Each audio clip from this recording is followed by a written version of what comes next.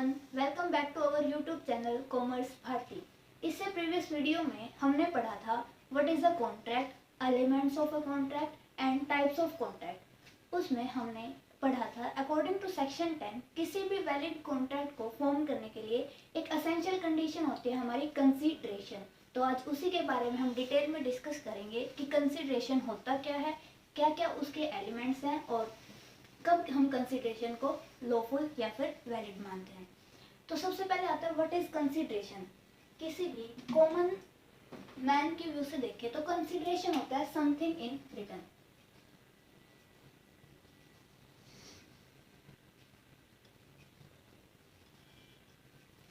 अब अगर हम कोई भी लॉस बियर कर रहे हैं या फिर कोई भी लायबिलिटी ले रहे हैं तो हम क्या सोचते हैं कि बदले में हमें उसके जितना कोई बेनिफिट होना चाहिए जिसकी वजह से हम वो लॉस बियर करने के लिए रेडी होते हैं। अब एज ए कॉमन मैन सबके इंटेंशन होते हैं, अगर हम कोई लॉस बियर करेंगे तो हम यही सोच के चलते हैं कि बदले में हमें कुछ तो मिले जिसकी वजह से वो हम लॉस बियर करने के लिए रेडी हो। तो वही चीज़ होती है कंसीडरेशन कि समथिंग इन रिटर्न, बदले में कुछ मिलना चाहिए। तो अगर कोई भी कॉन्ट्रैक्ट फॉर्म करना है और उसमें हम कोई भी लायबिलिटी या ऑब्लिगेशन अपने ऊपर ले रहे हैं तो बदले में हमें क्या चाहिए, उसके लिए consideration. Section 2, subsection D defines consideration when at the desire of promisor, promisor की desire पे जब कोई promisee या फिर कोई other person on the behalf of promisee done और abstain from doing, या तो वो कुछ कर चुका है या फिर कुछ करने के लिए मना कर रहा है। done मतलब कोई एक्ट करना और abstain from doing मतलब कुछ काम करने से मना करना। और does और abstain from doing और promises to do और abstain from doing something, इसमें तीन चीजें हैं, या तो वो पास्ट में कुछ कर चुका है या फिर वो प्रेजेंट में कुछ करने की बात कर रहा है या फिर वो प्रॉमिस कर रहा है कि वो फ्यूचर में कुछ करेगा। उस एक्ट को या फिर उस एब्स्टिनेंस को हम क्या बोलते हैं, कंसीडरेशन। इसमें क्या है, consideration is an act doing something. अब दो पार्टीज हैं, ए और बी। ए ने क्या बोला कि मैं तुम्हें क्रेडिट पे माल सेल कर दूंगा अगर एक महीने के बाद तुम फुल पेमेंट विद डिस्काउंट या विद इंटरेस्ट अगर तुम पे करोगे तो ये क्या है, जो बी है उसके लिए रेडी हो गया। तो ये क्या हमारा डूइंग समथिंग, वो कुछ करने के लिए प्रॉमिस कर रहा है कि हाँ मैं पे कर दूंगा। सेकेंड होता है consideration is abstinence, abstain from doing something, कुछ ना करना। अब ए और बी थे, ए के पास गाड़ी थी और बी के पास स्कूटर था। अब उनका एक्सीडेंट हो गया तो ए क्या बोलता है स्कूटर वाले को, बी को, कि तुम कोर्ट में मत जाना, मेरे अगेंस्ट कोई केस मत करना, मैं तुम्हें स्कूटर के रिपेयरिंग चार्जेस दे दूंगा। तो रिटर्न में क्या मांग रहा है, एब्स्टेन फ्रॉम डूइंग, कि वो कुछ ना करे, मतलब वो कोर्ट में ना जाए। तो जो कंसीडरेशन है वो पॉजिटिव भी हो सकती है और नेगेटिव भी हो सकती है।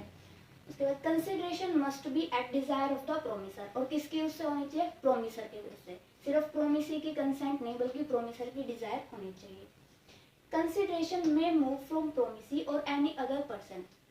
अब दो पार्टीज होते हैं, एक प्रोमिसर और एक प्रोमिसी। तो इसका मतलब ये नहीं है कि कंसीडरेशन सिर्फ प्रोमिसी ही दे सकता है, वो प्रोमिसी भी दे सकता है या फिर प्रोमिसी के बिहाफ पे कोई थर्ड पार्टी भी दे सकती है। अब अगर हम कॉन्ट्रैक्ट की बात करें तो थर्ड पार्टी कॉन्ट्रैक्ट का पार्ट नहीं हो सकती, पर कंसीडरेशन के लिए वो वैलिड है, थर्ड पार्टी कंसीडरेशन जरूर दे सकती है। नेक्स्ट, कंसीडरेशन में भी पास्ट, प्रेजेंट और फ्यूचर। भैया या तो हमने कोई प्रेजेंट पास्ट हो सकती है हमारी कंसीडरेशन जो हम पहले कभी कर चुके हैं और अब हम कॉन्ट्रैक्ट कर रहे हैं, या फिर प्रेजेंट हो चुकी है अभी हम करेंगे, या फिर हम प्रॉमिस कर सकते हैं कि हम फ्यूचर में पे कर देंगे। तो in simple words consideration is equal to promise, performance that parties exchange with each other. तो या तो हम प्रॉमिस कर रहे हैं या फिर प्रेजेंट में ही परफॉर्मेंस कर रहे हैं जो एक दूसरे के लिए हम करते हैं, वो क्या होता है हमारा कंसीडरेशन। अब हमारा आता है legal rules regarding consideration. First is consideration must move at the desire of promisor. इसका मतलब जो भी हम कंसीडरेशन देंगे वो किसकी मर्जी से होनी चाहिए, प्रोमिसर की मर्जी से। फॉर एन एग्जाम्पल, अब मेरे सामने वाले घर में आग लगी थी तो मैंने क्या किया, बिना उसके ओनर से पूछे मैंने वो आग बुझा दी। तो अब मैं ये नहीं बोल सकती कि मुझे बदले में रिवार्ड चाहिए, मैंने तुम्हारे लिए काम किया है। क्यों, क्योंकि वो मैंने वॉलंटरी अपनी मर्जी से किया है, ना कि प्रोमिसर की डिजायर पे। देन कंसीडरेशन में मूव फ्रॉम प्रोमिसी और एनी अदर पर्सन। ये हम पहले भी डिस्कस कर चुके हैं कि जो कंसीडरेशन होगी या तो जो पार्टी टू द कॉन्ट्रैक्ट है, प्रोमिसी है, वो दे, या फिर उसके बिहाफ पे उसका कोई भी ऑथराइज्ड पर्सन या फिर कोई भी थर्ड पार्टी उसके बिहाफ पे दे सकती है।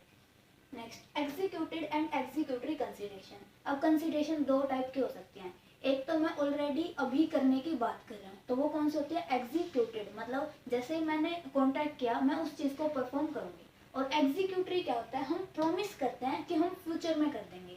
एग्जाम्पल, अब मैं किसी भी दुकान वाले के पास गई, मैं उधार पे सामान लेके आई, तो उसने तो मेरे को सामान दे दिया, वो तो क्या एग्जीक्यूटेड। पर मैं उधार पे लेके आई हूँ तो मुझे 1 महीने बाद, 2 महीने बाद, या जब भी उसके पैसे लौटाने पड़ेंगे, तो वो मेरी तरफ से क्या है, एग्जीक्यूटरी। क्यों? क्योंकि मैं उसको क्या करूँगी, फ्यूचर में परफॉर्म। कंसिडरेशन में भी पास्ट, प्रेजेंट और फ्यूचर। अब पास्ट में हमने कुछ काम किया जिसकी वजह से हमें अब कंसिडरेशन मिलेगी, तो वो भी क्या है, वैलिड है।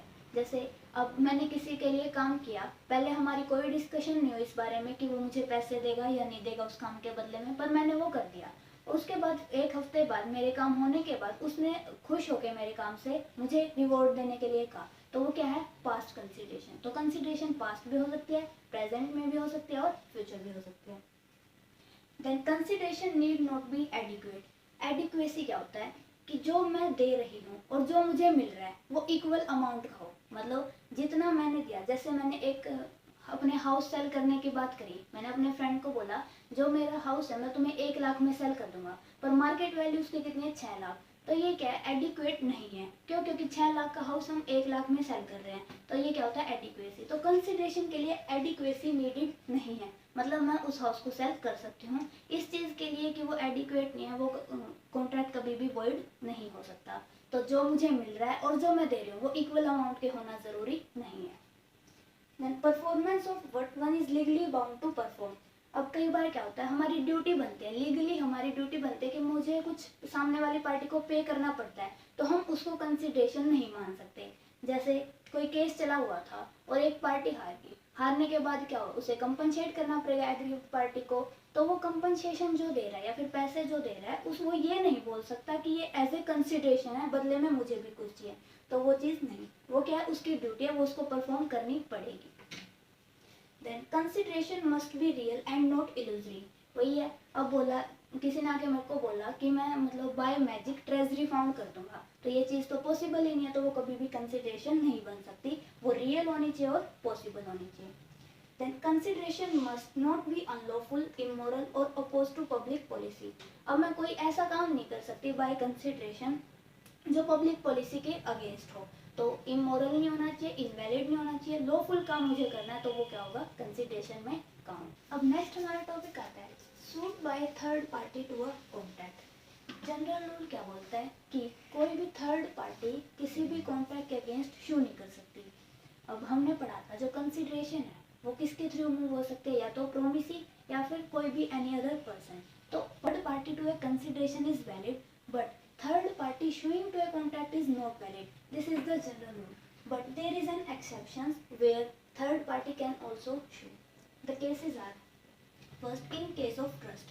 अब मैंने ट्रस्टी के भी मतलब कोई ट्रस्टी अपॉइंट किया है जिसके बिहाव से मैं किसी भी कंपनी से क्या कर रही हूँ, डीलिंग कर रही हूँ, तो उस केस में मेरे और कंपनी के बीच कोई एग्रीमेंट नहीं हुआ, ट्रस्टी का और कंपनी का कॉन्ट्रैक्ट बना है, मैं थर्ड पार्टी हूँ, फिर भी क्या है, मेरे पास राइट्स है, मैं उसमें क्या कर सकती हूँ, केस। क्यों? क्योंकि वो जो कंपनी के साथ डीलिंग हुई है वो मेरे मतलब मैंने करी है किसके बिहाव पे, अपने ट्रस्टी के। Then in case of family settlement. अब फैमिली सेटलमेंट होती है, जैसे हमें नॉर्मली पता है जो फादर की प्रॉपर्टी होती है वो आगे किस में जाके बढ़ती है, उसके बेटों के बीच में। तो अगर मतलब हमारा कोई कॉन्टैक्ट नहीं हुआ, अब फादर ने किसी एक बड़े बेटे को मान लो उसकी सारी प्रॉपर्टी दे दी, जो छोटा बेटा है अब उसको इस चीज़ से प्रॉब्लम हुई, वैसे तो कॉन्ट्रैक्ट में वो कोई पार्टी नहीं है, फिर भी वो उसके अगेंस्ट केस कर सकता है, अपने राइट्स ले सकता है। तो third party can sue in case of family settlement. Then in case of marriage contract. अब मैरिज कॉन्ट्रैक्ट हो सकते हैं, जैसे हो सकता है कि जो कॉन्ट्रैक्ट हुआ मैरिज का वो अपने पेरेंट्स के बीच में हुआ, जो बॉय है जो गर्ल है उसके पेरेंट्स के बीच में। फिर भी जो बॉय और गर्ल है अगर उसके अगेंस्ट कुछ भी किया जाता है तो वो शू कर सकती है, वो third party to the contract है, फिर भी उसके पास राइट्स हैं कि वो क्या कर सकती है, शू कर सकती है। Then in case of assignment. अब मैंने किसी पार्टी के साथ कोई कॉन्ट्रैक्ट कर रखा है, जैसे मान लो मैंने अपनी कोई एसेट्स लीज पे दे रखी है, तो वहाँ से मुझे लीज इनकम या फिर जैसे हम बोलते हैं रेंटल इनकम जनरेट होती है, और मुझे किसी थर्ड पार्टी का डेब्ट पे करना है, तो मैंने क्या किया, अपने जो लीज रेंटल रिसीव होता है उसको थर्ड पार्टी के फेवर में असाइन कर दिया। तो उस केस में वो थर्ड पार्टी अगर उसके अगेंस्ट कोई भी डिफ़ॉल्ट होता है, अगर मान लो कि जो जिसको मैंने लीज पे दिया वो उसकी पेमेंट ना करे तो वो केस कर सकता है, दो वो पार्टी टू द कॉन्ट्रैक्ट नहीं है। देन हमारा आता है एक्नॉलेजमेंट और एस्टोपल। इसमें क्या है, कोई जो प्रोमिसर है वो शो करता है सामने वाली पार्टी को कि वो किसी थर्ड पार्टी का एजेंट है, तो उस केस में जब वो एजेंट है तो थर्ड पार्टी भी उस चीज़ के लिए लाइबल हो जाती है। ऑल्दो हमारे बीच कोई कॉन्ट्रैक्ट नहीं हुआ, फिर भी थर्ड पार्टी को या थर्ड पार्टी भी क्या कर सकती है, शू कर सकती है। किस केस में, एक्नॉलेजमेंट और estoppel. Then in case of covenant running with land, अब मेरी कोई लैंड है और उसके अगेंस्ट मैंने किसी के साथ कॉन्ट्रैक्ट कर रखा है जिससे मुझे कोई इनकम जनरेट होती है या फिर कोई भी बेनिफिट जनरेट होता है। अब मैंने क्या किया, मेरी वो लैंड आगे किसी बंदे को सेल कर दी, तो उसके पास सारे राइट्स चले गए जो भी लैंड से रिलेटेड है। तो उस टाइम में बेशक से वो पार्टी टू द कॉन्ट्रैक्ट नहीं था, फिर भी उसके पास क्या राइट्स है, अगर कोई भी डिफॉल्ट होता है तो उस केस में वो क्या कर सकता है, शू कर सकता है। देन कॉन्ट्रैक्ट टू एजेंट, अब कोई एजेंट है उसने अपने प्रिंसिपल के बिहाफ पे थर्ड पार्टी से क्या किया, कोई भी कॉन्ट्रैक्ट कर लिया। जैसे मान लो हम सेल्स की बात करते हैं कि गुड्स सेल कर दिए एक एजेंट ने किसी भी थर्ड पार्टी को, तो अब जो प्रिंसिपल है उसने कोई कॉन्ट्रैक्ट नहीं किया, फिर भी उसके पास क्या राइट है, जिस भी पार्टी को हमने एजेंट ने सेल करा उससे प्राइस रिकवर करने का। अगर वो नहीं करती है तो जो प्रिंसिपल है वो क्या कर सकता है, उसके अगेंस्ट केस कर सकता है। तो बेशक से प्रिंसिपल ने डायरेक्टली थर्ड पार्टी या फिर हम बोल सकते हैं बायर से कॉन्टैक्ट नहीं किया, फिर भी उसके पास राइट्स हैं, केस कर सकता है वो अगर पार्टी डिफॉल्ट करती है पेमेंट करने में। तो अगर हम एजेंट के थ्रू कोई कॉन्टैक्ट करते हैं उसमें भी क्या हो जाए, हमारे पास राइट्स आ जाते हैं। ये तो था हमारा suit by third party to a contract. किस किस केस में थर्ड पार्टी जो कॉन्ट्रैक्ट के से रिलेटेड नहीं है, जिसने कोई कॉन्ट्रैक्ट नहीं किया, फिर भी वो क्या कर सकती है, केस कर सकती है। नेक्स्ट है validity of agreement without consideration. अब इस यूनिट में हमने क्या पढ़ा था कि कोई भी वैलिड कॉन्ट्रैक्ट फॉर्म करना है तो उसके लिए असेंशियल क्या है कि कंसिडरेशन होना ज़रूरी है। तो अब ये बताते हैं उसकी एक्सेप्शन कि किस केस में अगर कंसिडरेशन नहीं है फिर भी हम मान जाते हैं कि वो एग्रीमेंट क्या है, वैलिड है, वो क्या है, कॉन्ट्रैक्ट वैलिड। तो फर्स्ट केस है नेचुरल लव एंड अफेक्शन। अब नेचुरल लव की वजह से मैंने किसी अपने फैमिली मेम्बर से कोई कॉन्ट्रैक्ट किया, तो बेशक से उसमें मुझे कोई कंसिडरेशन नहीं मिल रही, फिर भी वो क्या हो जाएगा, वैलिड। तो इसकी कंडीशन क्या है, नियर रिलेशनशिप, मतलब जिस पार्टी से मैं कर रहा हूँ, जो पार्टी टू द कॉन्ट्रैक्ट है उनके बीच में क्या होना चाहिए, एक नियर रिलेशनशिप। देन राइटिंग, जो भी हम कॉन्ट्रैक्ट कर रहे हैं या एग्रीमेंट हम कर रहे हैं वो रिटर्न में होना चाहिए। एंड रजिस्टर्ड अंडर लॉ, उसको रजिस्टर करवाना पड़ेगा हमें लॉ के अंडर।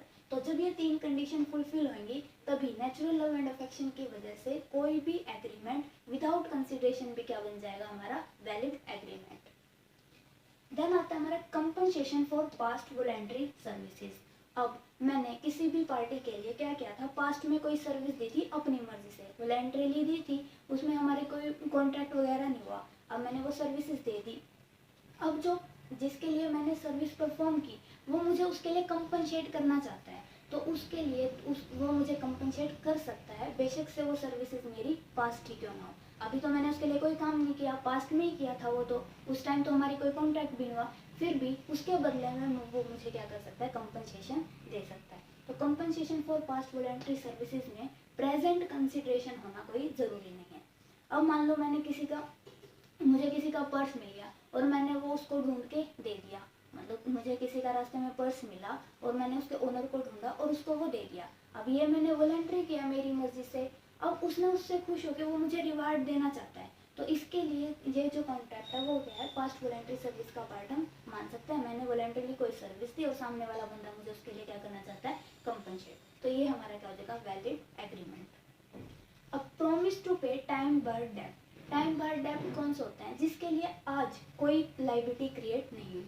जैसे अगर कोई भी सेलर है वो 3 साल तक बायर पर केस नहीं करता है, उसने मतलब क्रेडिट पे मान लिया था और उसने पैसे नहीं दिए, फिर भी सेलर ने 3 साल तक कोई केस नहीं किया, तो वो क्या बन जाता है, टाइम बार्ड। मतलब 3 साल के बाद सेलर के पास कोई राइट नहीं होता बायर को शो करने का, अब उस टाइम पर तक अगर वो कर दे तो उसको पैसे मिल जाते, उसके पास कोई राइट नहीं है, तो वो डेब्ट क्या बन चुका था, टाइम बार्ड। अब उसके लिए कोई ऑब्लिगेशन नहीं थी बायर के लिए, फिर भी वो बायर क्या करना चाहता है, उसके लिए पे करना चाहता है। तो एट ए टाइम वैसे तो उसकी लायबिलिटी नहीं थी, अगर वो नहीं भी देता तो कोई दिक्कत नहीं, पर अब वो देना चाहता है तो उसके लिए कंसिडरेशन होना ज़रूरी नहीं है, वो भी क्या बन जाएगा, valid agreement.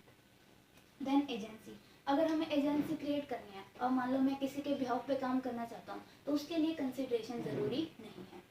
Then completed gift, अब हम किसी को बाय गिफ्ट कुछ भी देते हैं तो उस हम ये थोड़ी ना कहेंगे कि बदले में मुझे वो चीज़ चाहिए। तो जब हम गिफ्ट की बात करते हैं तो वो हमेशा वन साइडेड हो सकता है, उसके बदले में रिटर्न मिलना कोई ज़रूरी नहीं है, तो वो भी क्या बन जाएगा हमारा वैलिड एग्रीमेंट।